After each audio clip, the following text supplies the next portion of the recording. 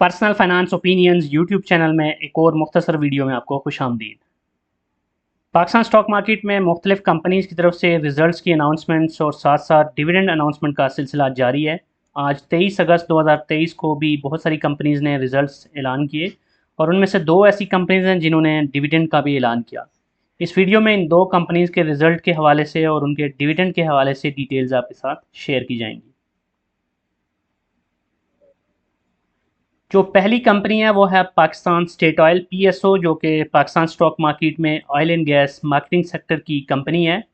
और इस कंपनी से जो मेरी पर्सनल एक्सपेक्टेशन थी वो कोई डिविडेंड की नहीं थी, लेकिन इसके बावजूद इस कंपनी ने आज डिविडेंड अनाउंस किया है 75%, जो कि बनता है ₹7.50 with a face value of ₹10।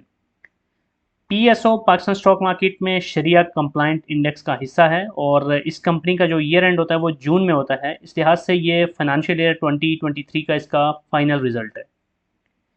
Earning per share की अगर हम बात करें तो इस साल इसकी अर्निंग पर शेयर काफ़ी डिक्लाइन हुई और ₹12.06 इसकी अनकंसोलिडेटेड अर्निंग रही पर शेयर। और इससे पहले इस साल में इस कंपनी ने इंटरिम डिविडेंड या बोनस कोई भी नहीं दिया था। अब कुछ इंपॉर्टेंट डेट्स भी इस डिविडेंड के हवाले से आपके सामने रखी जाती हैं, जिसमें सबसे पहले बुक क्लोजर डेट है जो कि बनता है 19 अक्टूबर 2023। सफिशेंट टाइम है अगर आप इस शेयर को कंसिडर करते हैं। और एक्स डेट इसकी बनती है 17 अक्टूबर 2023 और स्पॉट डेट 16/10/2023। इस वक्त जब मैं ये वीडियो बना रहा हूँ तो इस कंपनी के शेयर की जो प्राइस है वो ₹122.95 है और इस प्राइस के ऊपर अगर आप ₹1,00,000 के शेयर्स लेते हैं पीएसओ के तो तकरीबन 813 शेयर्स आप ले सकते हैं और उस पर तकरीबन ₹6,100 का डिविडेंड बनता है बिफोर ज़कात एंड टैक्स डिडक्शन। अब ट्रेलिंग 12 मंथ की अगर हम इसकी डिविडेंड यील्ड देखें तो वो भी कोई बहुत ज़्यादा फैसिनेटिंग नहीं है, सिर्फ 6.10% है। और पाकिस्तान स्टॉक मार्केट में जो दीगर कंपनीज़ हैं उनके कंपैरेटिव टर्म में अगर हम बात करें तो 6% की डिविडेंड यील्ड किसी भी लिहाज से एक लुक्रेटिव ऑप्शन नज़र नहीं आ रहा। अब हम अगर इसके रिजल्ट्स को डिटेल में इनकम स्टेटमेंट से एनालाइज करें अनकंसोलिडेटेड रिजल्ट्स को, तो यहाँ पर हमें जो इसका रेवेन्यू नज़र आ रहा है उसमें 38% का इंक्रीज़ है। 2451 बिलियन से बढ़कर 3391 बिलियन पे इसका रेवेन्यू गया। और रेवेन्यू में ग्रोथ की एक बड़ी वजह यह है कि पाकिस्तान में जो पेट्रोलियम प्रोडक्ट्स हैं उनकी जो प्राइसेस हैं पिछले एक साल में बहुत ज़्यादा ऊपर गई हैं। तो ये वॉल्यूमेटिक इंक्रीज़ नहीं है, वॉल्यूम ऑफ सेल्स इतना ज़्यादा नहीं बढ़ा जितना कि उसकी जो रेवेन्यू यानी कि जो उसकी अमाउंट है वो इंक्रीज़ हुई है।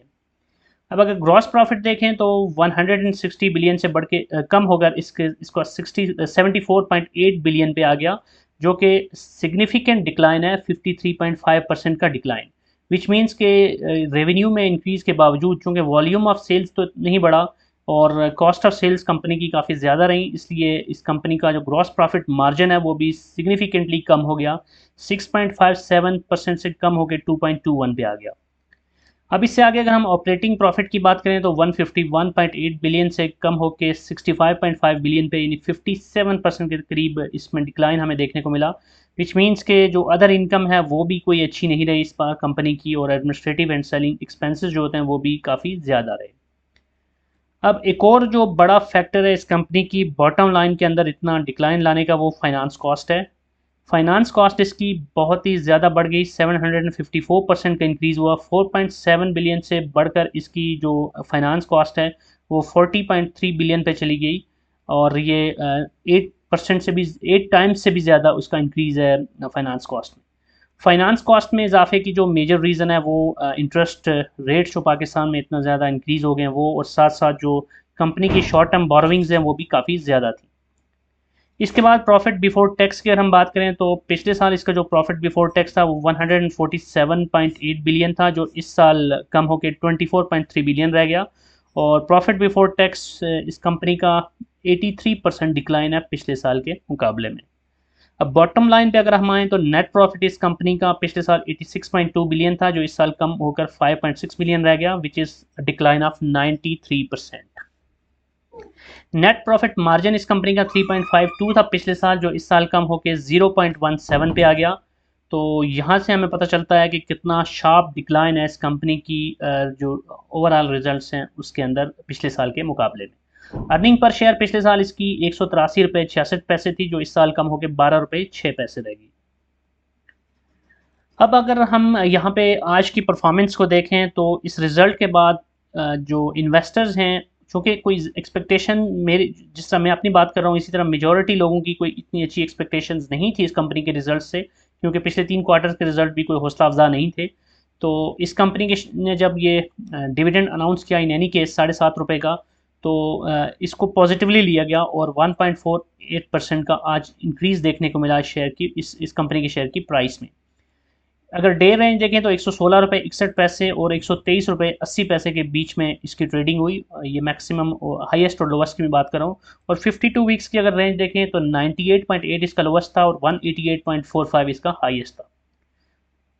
इसके बाद जो दूसरी कंपनी है वो बैंकिंग सेक्टर में से है, बैंक अल हबीब लिमिटेड, जो कि पाकिस्तान स्टॉक मार्केट में कमर्शियल बैंक्स की कैटेगरी में फॉल करता है और ये शरिया कंप्लाइंट इंडेक्स का हिस्सा नहीं है। बैंक अल हबीब के बारे में मैंने पहले भी पिछले इस संडे को जब मैंने वीडियो बनाई थी कि इस हफ्ते मुमकिन तौर पे कौन सी कंपनीज है जो डिविडेंड दे सकती हैं, तो उसमें मैंने इसका जिक्र किया था कि ये वो कंपनी है जो कि हाफ ईयरली और फिर ईयरली रिजल्ट्स के साथ हिस्टोरिकली देखें तो डिविडेंड देती रहती है। तो अभी इसका ये हाफ ईयरली रिजल्ट था क्योंकि इसका ईयर एंड दिसंबर में होता है और इसने जो डिविडेंड दिया है वो 45% यानी ₹4.5 है।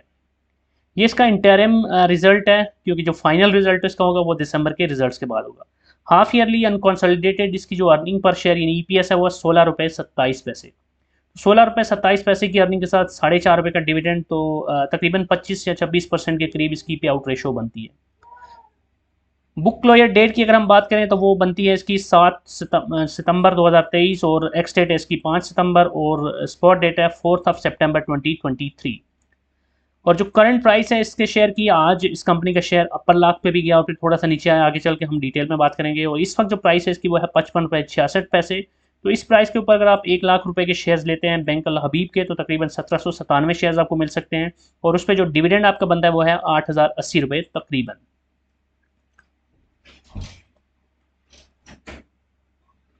अब यहाँ पर आप देख सकते हैं कि आज इस कंपनी का जब रिजल्ट अनाउंस हुआ तो इसको वेलकम किया गया इन्वेस्टर्स की तरफ से और इसका शेयर अपर लाख की तरफ गया और ₹55.66 पे क्लोज हुआ विद एन इंक्रीज ऑफ 7.37%। अपर लाख इसका 55.73 पे था, वहाँ पर जाने के बाद ये फिर टूटा और थोड़ा सा नीचे आया, लेकिन ओवरऑल देखें तो इसका रिजल्ट और इस पे जो इन्वेस्टर्स का एतमाद है वो इस ग्राफ में आपको सामने नज़र आ रहा है। 52 वीक्स की अगर रेंज देखें इसकी तो वो 33.99 इसकी लोवेस्ट रहा और हाईएस्ट इसका 60.98, तो हाईएस्ट के काफ़ी करीब है। तो बहरहाल ओवरऑल देखा जाए तो इस कंपनी का रिजल्ट काफ़ी अच्छा रहा। अच्छा, इस कंपनी ने डिविडेंड अनाउंस किया और शेयर होल्डर्स ने भी उसको वेलकम किया। That's it from this video. I hope कि ये इन्फॉर्मेशन आपके लिए यूज़फुल होगी। अगर आपका कोई भी क्वेश्चन है, कोई भी फीडबैक है, कोई भी कमेंट है तो आप कमेंट सेक्शन में लिख सकते हैं। और अगर आपको ये वीडियो पसंद आई है तो चैनल को सब्सक्राइब करना, वीडियो को लाइक करना और बेल आइकन को प्रेस करना मत भूलिएगा। Thank you very much.